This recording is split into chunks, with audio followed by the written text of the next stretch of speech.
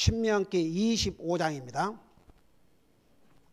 25장 1절에서 3절까지입니다.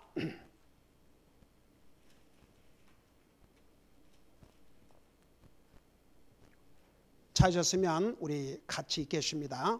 25장 1절에서 3절까지입니다. 시작. 사람들 사이에 시비가 생겨 그들이 재판을 받으러 오거든 재판관들은 그들을 판단하여 의로운 자는 의롭다 하고 사악한 자는 정죄할 것이며 사악한 자에게 매를 때리는 것이 합당하거든 재판관은 그를 엎드리게 하고 그의 잘못에 따라 정한 수요대로 자기 얼굴 앞에서 때리게 할지니라. 40대까지는 때리게 하려니와 그것을 넘기지는 못할지니 만일 그것을 넘겨 많은 매로 그를 이보다 더 때리면 내가 내 형제를 비천한 자로 여길까 염려하노라. 아멘. 기도하겠습니다. 사랑의 아버지 하나님, 우리를 구원하여 하나님의 자녀 삼으시고 오늘도 살아계신 주님을 예배하고 섬길 수 있는 이런 은혜와 복된 기회를 주셔서 감사드립니다. 또 우리에게 건강을 주셔서 감사드립니다. 이 시간에는 주님의 존귀하신 말씀을 듣고 또 전하고자 합니다. 이 말씀을 통해서 우리 주님께서 무엇을 나에게 말씀하시는지 한 사람 한 사람 오늘 그 메시지를 듣게 하여 주시옵소서. 그래서 그 메시지가 저들의 삶에서 역사하게 하여 주시옵시고 우리의 삶과 우리의 생각과 자세를 바꿀 수 있는 그런 복된 기회가 되게 하여 주시옵소서. 말씀을 전할 이 종을 주의 성령님께서 도구로 사용해 주시기를 비옵고 예수 그리스도의 존귀하신 이름으로 감사하고 간절히 기도하옵나이다. 아멘. 앉으시 바랍니다. 신명기 25장은 공평한 재판과 형벌에 대해서 그 다음에 소가 일할 때에 그 일을 하는데 입에다 마개를 씌우지 말라고 그랬습니다. 무슨 의미인가? 그 다음에 가족에 대한 책임과 본분을 이행할 것에 대해서 그 다음에 이제 싸울 때에 결코 손대서는 안 될 사람의 몸 부분에 대해서 참 싸울 수 있지만 싸워도 사람의 신체 어느 부분은 손대지 못하도록 했습니다. 그런 내용에 대해서 그 다음에 이제 완전하고 공정한 추와 되를 사용하도록, 그러니까 여기에 추는 weight, 그 다음에 되는 measure, 아주 공정하고 완전한 이런 것을 사용하도록. 그 다음에 하나님이 하나님께서 아말렉에 대한 명령을 주셨는데 그 명령을 결코 잊지 말고 행하라는 것에 대해서 이 6가지 내용을 기록하고 있는 게 신명기 25장입니다. 25장 1절에서 3절까지는 공평한 재판과 형벌에 대해서 기록하고 있는데 1절에 보니까 의로운 자는 의롭다고 판단하고 사악한 자는 정죄하라고 그랬습니다. 1절에 보니까 사람들 사이에 시비가 생겨 그들이 재판을 받으러 오거든 재판관들은 그들을 판단하여 의로운 자는 의롭다고 사악한 자는 정죄할 것이며. 여러분, 그 법이 필요하고 재판이 필요한 거 아침에 우리가 율법에 대해서 공부했지만 이 법이 없으면요 사람들이 제멋대로 살아요. 재판관이 없으면 그가 누가 옳고 누가 그러다는 것을 판결해 주는 사가 없으면 힘센 사람이 이긴 것이고 잘못해도 자기가 목소리 더 높이고 더 힘세면 이기는 그런 불공평한 세상이 될 수 있기 때문에 그래서 이 재판 제도 이것은 하나님께서 우리 인생들에게 주신 하나님의 은혜입니다. 그러니까 재판을 할 때 이렇게 의로운 자는 의롭다고 재판을 해주고 사악한 자는 정죄하라고 그랬습니다. 유죄 판결을 하라고 그랬습니다. 여러분, 그 성경에 많은 곳에서 가령 그 사악한 자임에도 불구하고 사람의 눈이 들어와서 의롭다고 도리어 의로운 자를 악하다고 정죄하고 이런 것은 전부 악한 일이라고 그랬습니다. 공평한 재판, 그걸 하나님께서 말씀하고 있는 거죠. 그런데 여러분, 세상의 재판, 이건 정말 공평한 재판을 기대하지 못한 경우도 참 많이 있습니다. 세상에는 불공평해요. 옛날 지금은 하나 가셨지만 미국 어느 유명한 미국 목사님이 이름 얘기하면 거기가 알아요. 사람들도. 그 양반이 책을 하나 썼는데 그 책의 제목이 뭐냐면 Life is unfair. 이 세상 삶은 unfair하다 이거죠. 공평하지 않다 이거죠. But God is good. 그렇지만 하나님은 좋으신 분이다.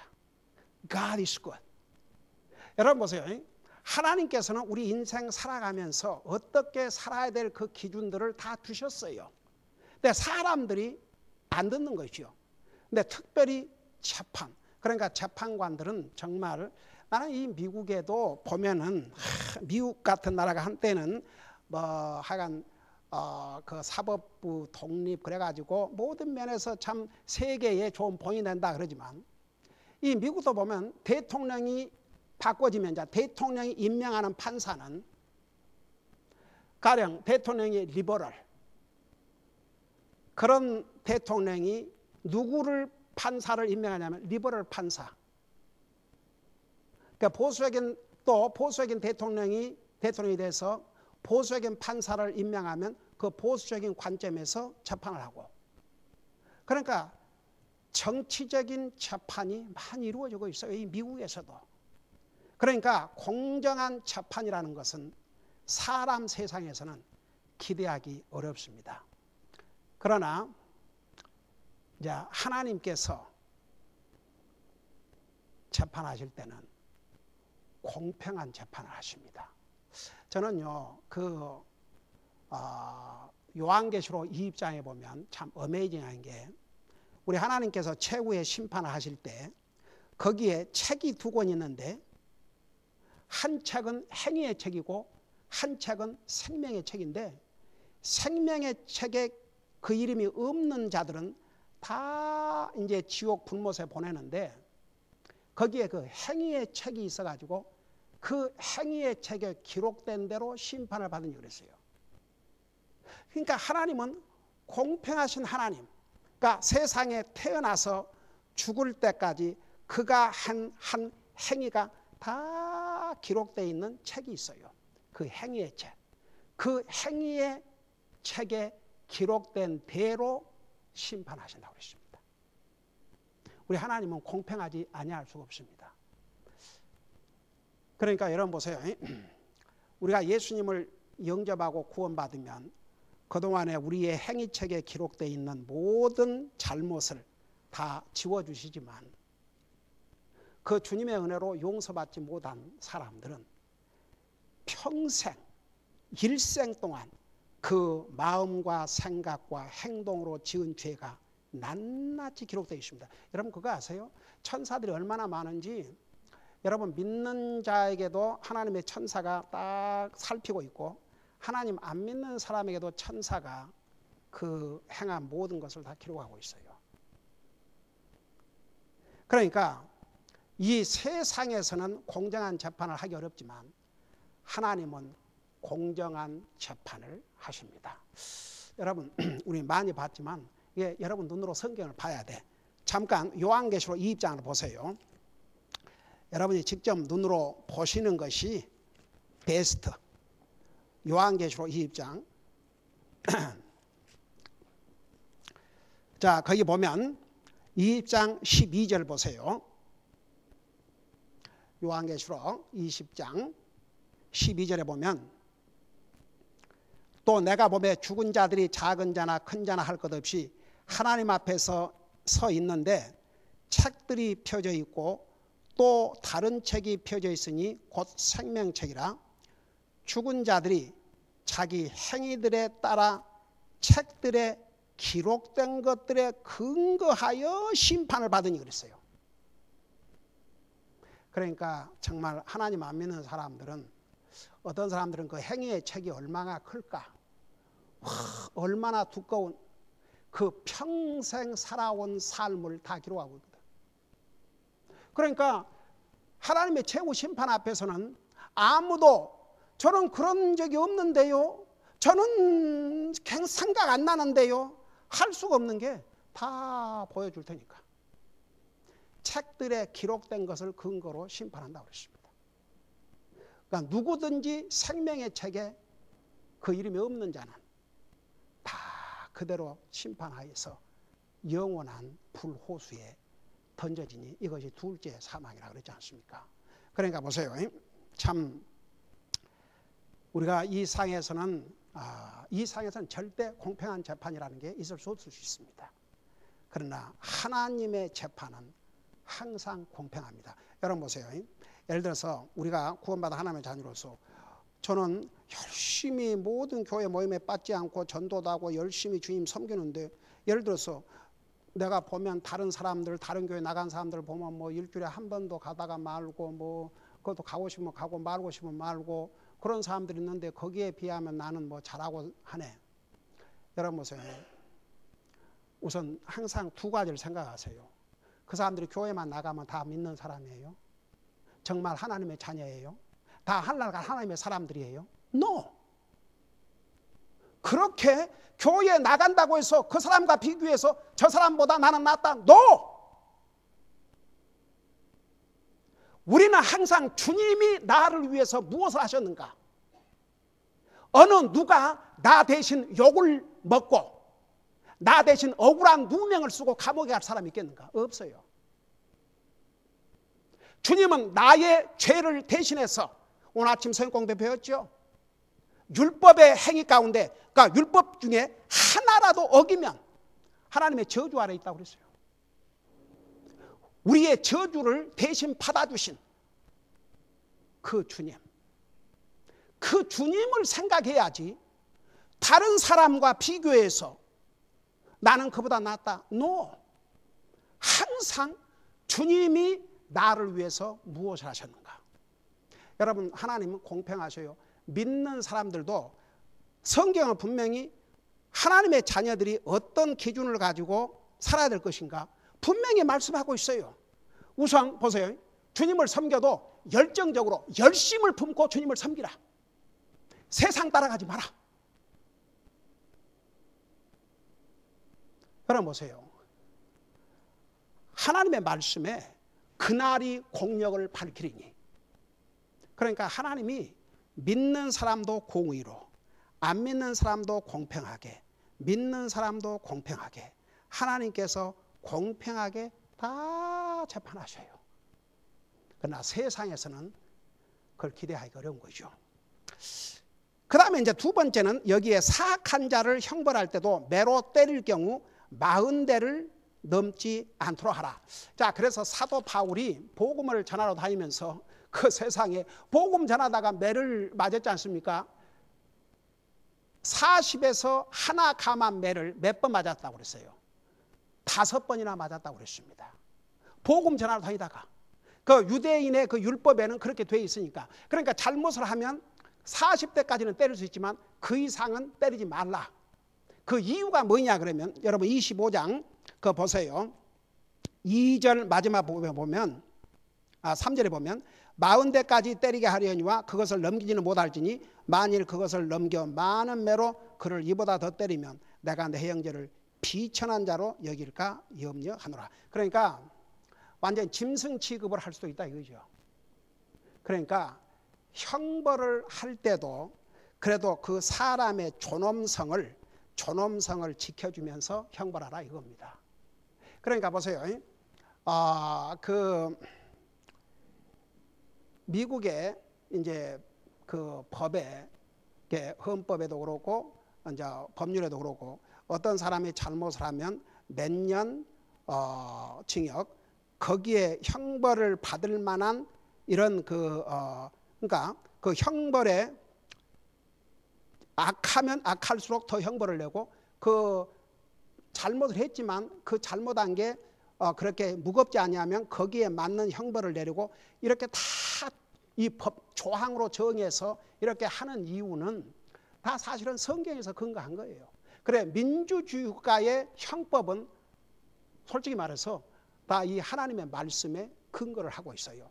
그러니까 공평한, 그러니까 판결을 해야 되겠지만 형벌을 내려도 공평한 형벌을 내리라 이거죠. 근데 특별히 하나님께서 그 당시에는 처형, 매를 때리는 형을 많이 이제 사용을 했는데, 40대 이상을 때리면 기절할 수도 있고 자기도 모르게 그 사람을 마치 짐승처럼 그렇게 할 수 있기 때문에 사람이 잘못해서 벌을 내릴지 할지라도 존엄성을 지켜서 벌을 내리도록. 그러니까 하나님께서 얼마나 우리 인생에 대해서 배려를 하십니까? 그 다음에 25장 4절에 보세요. 여기는 느닷없이 무슨 말씀이 나오냐면 이런 말씀이 나와요. 25장 4절에 너는 소가 곡식을 밟을 때에 소의 입에 마개를 씌우지 말라. 여러분 사실 소는 사람들에게 굉장히 유익한 동물 중에 하나입니다. 여러분 소가 사람 공격해요? 공격 안 하죠. 그래도 이제 물론 그 황소 막 이렇게 해갖고 사람을 치어서 그럴 수도 있지만 그 소라는 것은 사실 사람을 위해서 일을 많이 해줘요. 여러분 지금은 기계로 하지만 옛날 저도 어렸을 때 기억나요. 그 형들이 이제 그 소로 이렇게 밭을 가는데 저는 그게 저 셋째 형님이 주로 이제 밭을 갈고 하는데 그게 너무너무 하고 싶은 거예요, 나도. 그래서 이제 사정을 해서 좀 나도 이렇게 좀 해보자고. 근데 그게 이제 그 어린 나이에 그때가 내가 뭐 7, 8살 됐던가 그러니까 이 쟁기를 잡고 이렇게 해보려고 그러니까 아이고야 그게 힘을 줘야 이걸 파고 들어가야 되는데 그냥 이게 드러나버리고 근데 그 소들을 보면요 묵묵하게 그 시골에서 그 많은 농사를 그 소들이 다 갈아가지고 그렇게 해서 농사를 짓고 먹고 살았지 않습니까? 근데 보세요. 그 소가 일을 하는데 소도 배가 고플 거 아닙니까? 근데 배가 고플 때 좀 뭐 뜯어 먹을 수 있고 그러는데 이 소 입에다 마개를 채우지 말라. 그러니까 하나님께서 이 동물에 대해서도 절대 그 먹어야 될 동물의 입을 막아서 먹지 못하도록 하지 마라. 일하는 소에게 먹을 걸 주라 이거죠. 입 가려 하지 말고 동물에게 잔인하지 말라는 것입니다. 여러분 우리 하나님께서 뭐 미국에도 동물 학대 뭐 학대죄가 있고 그러지만 사실 따지고 보면 다 이게 성경으로부터 온 것입니다. 여러분 잠깐 그 잠언 10장을 보세요. 잠언 10장 구약 성경 잠언 10장을 보시기 바랍니다.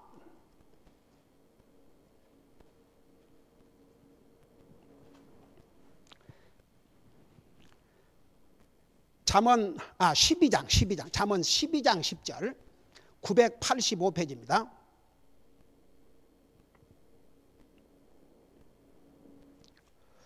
자, 거기 보니까 10절에 보면 의로운 사람은 여러분 성경에서 의로운 사람은 누구예요?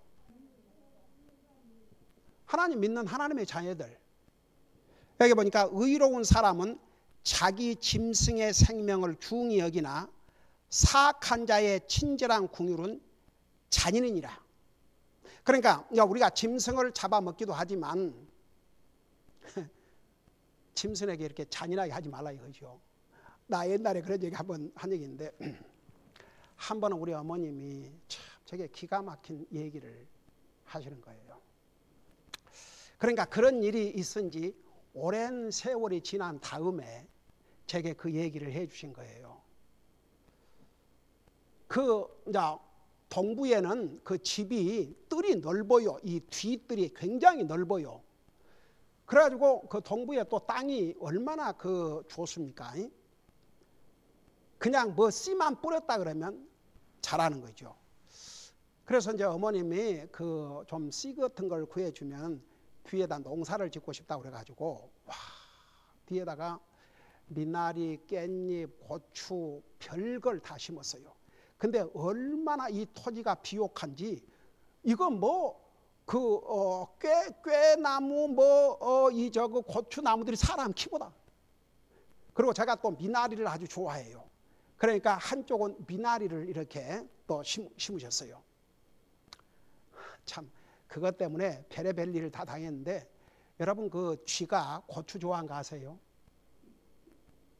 쥐가. 그것도 쥐가 뭔 고추를 좋아하냐 그러면 빨간 고추를 좋아해요. 그래서 어머님께서 그 고추를 이제 이렇게 말리셔 갖고 빨간 고추를 다 이렇게 매달려 주는데 제가 이제 신학교 다닐 때입니다. 신학교 다닐 때인데 이제 저는 신학교 다닐 때 진짜 2시간 잤어요. 2시간. 내가 거짓말 하거나 무슨 쪼크를 하는 게 아닙니다. 가족을 부양하고 해야 되니까 저녁 10시까지 이제 이 역으로 말하면 저기 뭐예요? 그 켄터키 프라이드 치킨 같은 그런 체인 그 스토어를 신학교 다니면서 했거든요. 그래서 저는 신학교 다니니까 이제 우리 집 사람이 해서 총각은 데리고 이제 이렇게 했는데, 그런 이제 제가 학교 끝나면 가게 와서 공부도 하면서 같이 이제 10시까지 하고, 그거 다 가게 이제 다 문 닫고 이제 뭐 정리하고 그러고 가면 집에 가면 뭐 11시, 그래서 밥 먹고 어쩌고 오면 그냥 12시인데 그때부터 이제 집사람은 이제 자는 것이죠. 근데 저는 그때부터 이제 숙제해야 돼요. 그 숙제를 하다 보면 어떨 때는 너무너무 졸리니까 그냥 그대로 의자에 앉아서 조는 거예요. 그러고 보통 새벽 4시까지 공부를 하고, 제가 다녔던 신학교에서는 날마다 어사이먼트를 주는데 무조건 이만한 두꺼운 그 책에 몇 페이지에서 몇 페이지까지 읽으라고 그래요. 그래서 그걸 정확하게 읽었는지 안 읽었는지를 그걸 테스트하기 위해서 그 다음날 퀴즈를 봐요. 그 퀴즈가 한 학기에 25%인데 그 퀴즈를 제대로 못 하면 시험을 아무리 잘못 받아도 25%를 빼봐요. 그러면 이제 다른 거 100점씩 만나도 75%밖에 안 되는데, 그 학교 규정에 어느 한 과목이라도 70점 이하가 있으면 그 다음 학기를 풀타임으로 등록하지 못하도록. 그래서 제가 신학교 다닐 때 제일 부러웠던 사람이 누구냐면 부모가 대주는 돈 가지고 일 안 하고 학교만 다니는 애들이 제일 부러웠어요. 그래서 저는 가정을 부양하면서 공부를 해야 되니까.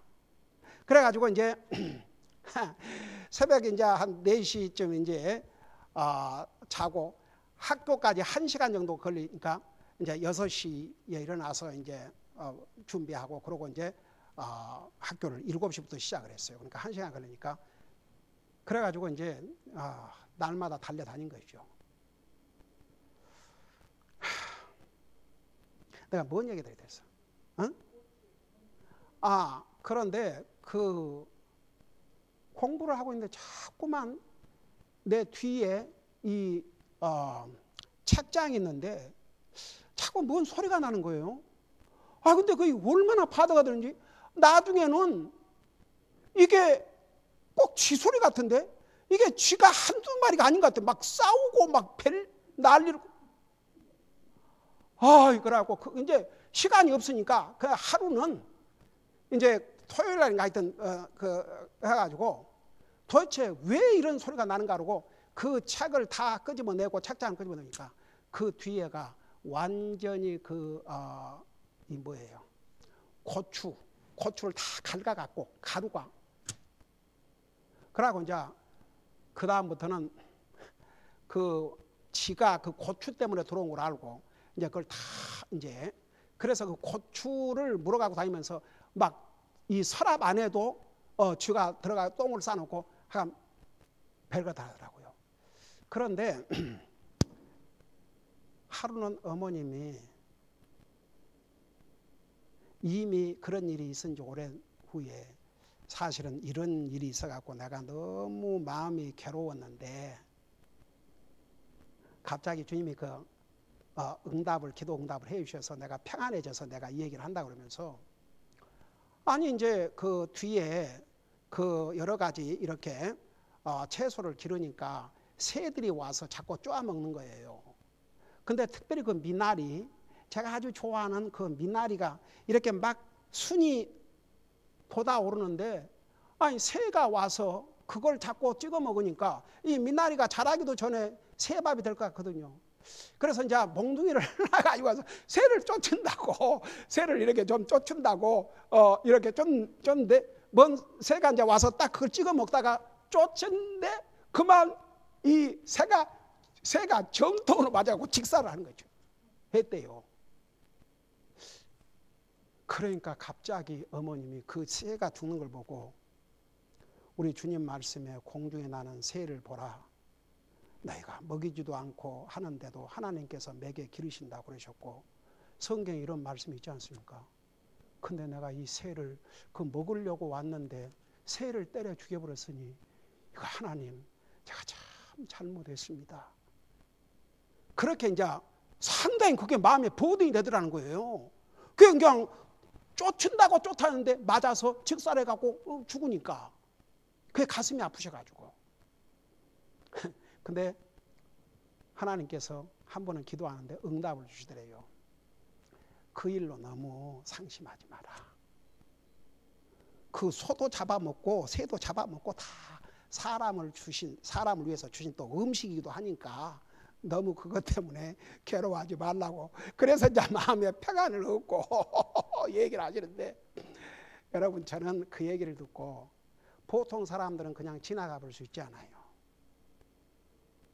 근데 이 하나님의 말씀이 생각이 난 거죠. 그러니까 믿음으로 사는 하나님의 사람들은요, 매사에 만사에 그런 것을 생각을 안 하고 지나갈 수가 없습니다. 여러분, 여기에 보면 의로운 사람은 자기 짐승의 생명을 중히 여긴다고 그랬습니다. 그러니까 이제 이 세상의 동물학대 이런 것도 다 성경에서 사실 온 거예요. 근데 보세요. 오늘 이제 신명기에서 이렇게 소의 입에다가 마개를 씌우지 말라 그랬지 않습니까? 너는 소가 곡식을 밟을 때에, 지금 일할 때를 가리켜요. 소가 지금 일하고 있는데 소의 입에 마개를 씌우지 말라. 사실 소는 말 잘 듣지 않습니까? 그 있으라는 장소에 있고, 그리고 갖다 주면 또 먹고, 그런데 계속 일을 하고 있는데 그 주변에 풀이 있다고 생각해 봐요. 그거 뜯어 먹고 싶지 않겠습니까? 근데 그 입에다가 마개를 씌우지 말라. 근데 신약 성경에 와서 이 말씀을 인용을 하면서 어떤 교훈을 우리에게 주셨냐면 이런 교훈을 주셨어요. 여러분, 잠깐 고린도전서 1장 1절을 보세요. 고린도전서 신약 성경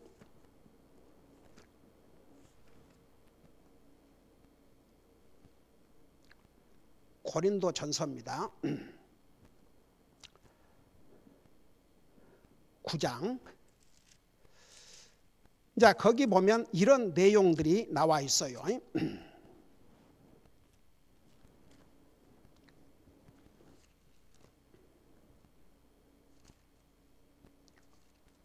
고린도전서 9장 1절부터입니다.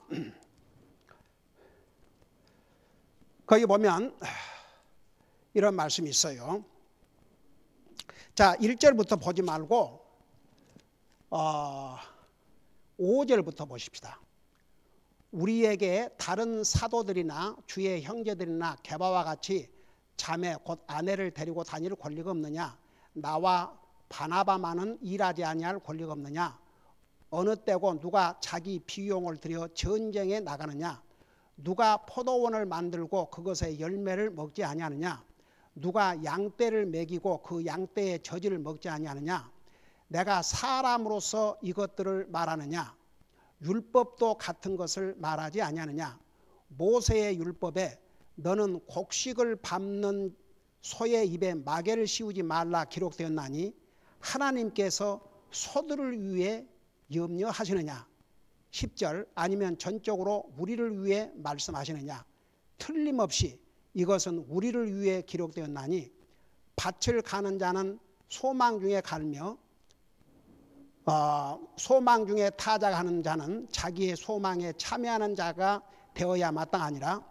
우리가 너희에게 영적인 것들을 뿌렸은즉 너희의 육적인 것들을 거둔다 해도 그것이 큰일이냐. 자, 무슨 얘기냐? 여기 고린도전서에서는 지금 무슨 얘기를 하고 계냐면 이 소들의 입에 마개를 씌우지 말라는데 이게 전혀 동물만 의해서 말한 것이냐? 그러니까 이런 소에게도 먹을 것을 주고 일하는 일꾼들에게 싹스를 줘야 되는데 하물며 하나님의 일을 하는 하나님의 사역자들에게 그 필요한 것을 공급하는 건 너무나 당연하지 아니하느냐. 그래서 너희에게 영적인 것을 공급하였거든 영적인 것으로 하나님의 사역자를 공급하는 거 당연하지 않냐. 그러니까 결국은 이 소의 입에 마개를 씌우지 말라는 것이 어떤 영적인 교훈을 주냐면, 일꾼들에게 싹스를 준다면 하나님의 사역을 위해서 일하는 일꾼들에게는 더욱 그래야 하지 않겠느냐. 그래서 주의 종들을 어떻게 이 피로를 공급할 것을 이 소에 대해서 얘기하면서 그 비유를 주신 것을 신약성에서 말씀하고 있는데, 디모데전서 5장에서는 이렇게 말씀하고 있습니다. 그 한 군데를 더 보겠습니다. 디모데전서 5장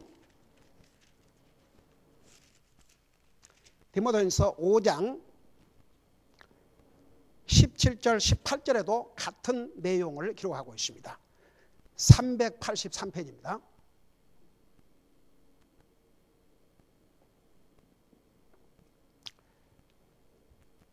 자, 거기 보니까 잘 다스리는 장로들을, 여기에 장로는 요즘 그 장로교회 장로들을 가리킨 게 아니고 얘기했죠. 하나님의 교회를 목회하는 목회자로서 나이가 들고 경륜이 많은 사람들을 성경에서 장로라고 그랬어요. 그러니까 장로, 목사, 감독은 동일인이라는 거. 그래서 잘 다스리는 장로들을 2배나 존경할 자로 여기되 특별히 말씀과 교리에 수고하는 이들에게 그리할지나. 그러놓고 18절에 성경 기록이 이르기를 너는 곡식을 밟는 소의 입에 마개를 씌우지 말라 하고, 또 일꾼이 자기 품삯을 받는 것이 합당하느니라 하느니라. 그래서 쉽게 말하면 하나님의 종들의 육신의 피로를 공급하는 것은 너무나도 당연하다, 이런 뜻입니다. 그러니까 보세요. 제가 오늘 아무래도 시간이 이 전체 25장을 공부하려면 다 못 끝날 것 같은데 다음 주에 계속할게요. 오늘 이 2가지 여러분 기억하시기 바랍니다. 여러분, 우리가 구원받은 하나님의 자녀는 모든 면에서 공평해야 됩니다. 그러니까 나중에 비즈니스를 해도 공평한 저울, 공평한 되를 사용하라는데, 그걸 한마디로 말하면 정직하게 비즈니스 하라, 그런 뜻입니다.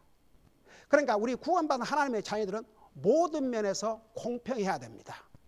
그리고 심지어 잘못을 해서 형벌을 내릴지라도 그 형벌에 맞게, 그렇다고 해서 짐승처럼 다루지 말라, 공평하게. 그러니까 여러분 보세요. 사실 하나님께서 우리 인생 살아가는 데 필요한 모든 법의 기초를 다 성경에서 주셨어요. 그래서 이 하나님의 법대로, 예를 들어서 그 나라들도 이것을 기초로 만든 법은 좋은 법이에요. 그러나 이 하나님의 말씀을 무시하는 법은 악법입니다. 그래도 미국을 포함해서 민주주가의 헌법은 그래도 이 하나님의 말씀을 근거로 하고 있어요. 그러나 공산주의나 모슬람 국가의 헌법은 전혀 하나님 말씀과는 거리가 먼 그런 악법들이 얼마나 많이 있습니까?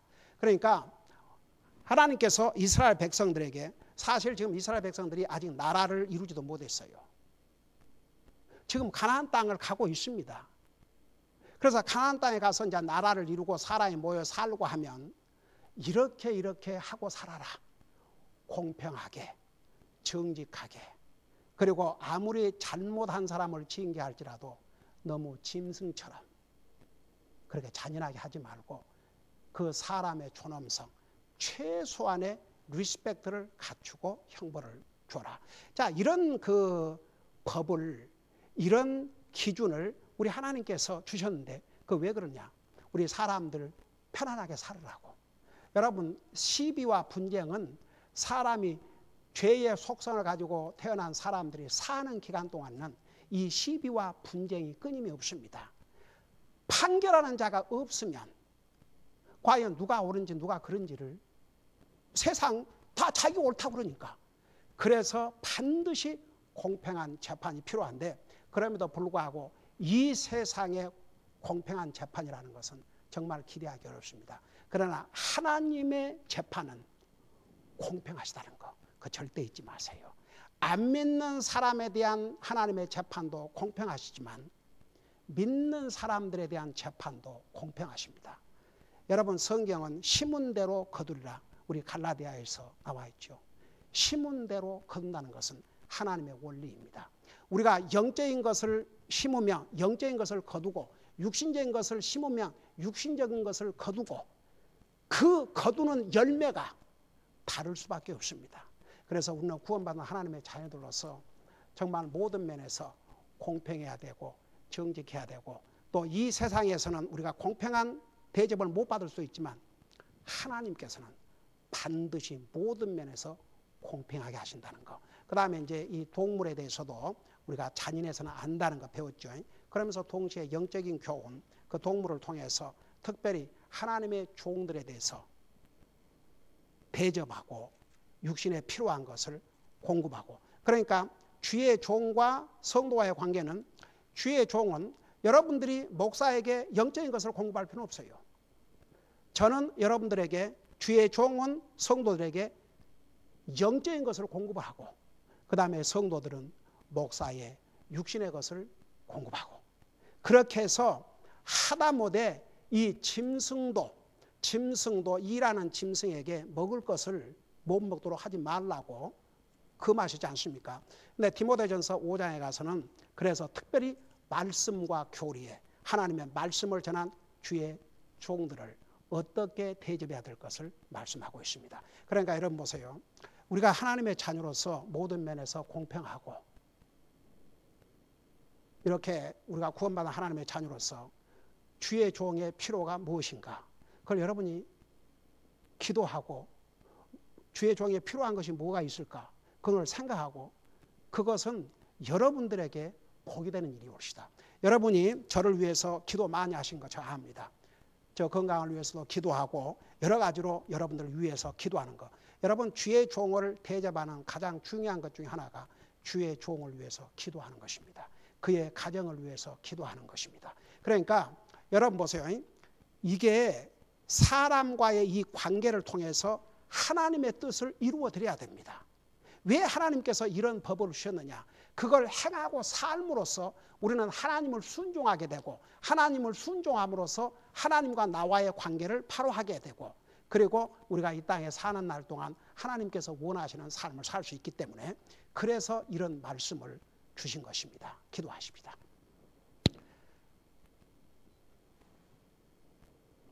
오늘 이 말씀을 생각하면서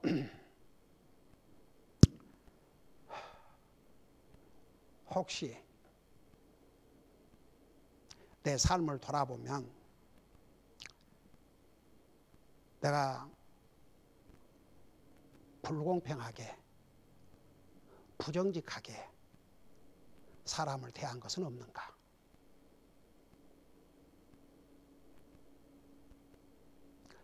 여러분 우리 하나님께서는 조그마한 것에도 관심이 있으십니다.